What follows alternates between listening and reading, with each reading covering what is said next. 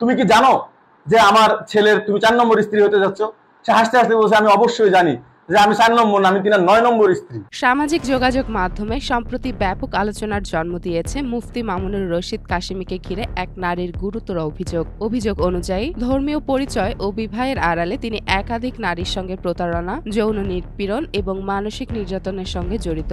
ভুক্তভোগী নারী জানান, Mamunur Rashid ideal marriage bureau IMB নামের একটি প্রতিষ্ঠানের মাধ্যমে তার সঙ্গে সম্পর্ক স্থাপন করেন। তিনি নিজেকে ধর্মীয় ব্যক্তিত্ব হিসেবে তুলে ধরে তাকে বিবাহের প্রতিশ্রুতি দেন, কিন্তু আইনগতভাবে কোনো রেজিস্ট্রেশন করেননি।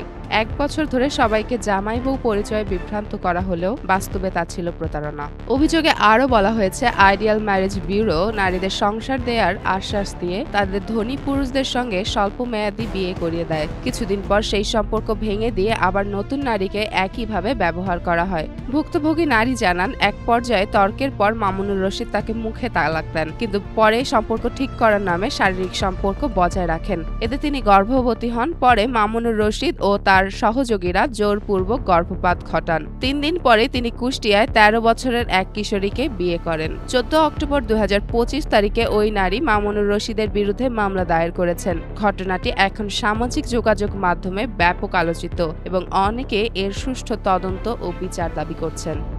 যেমন ফারিয়া, জনকণ্ঠ।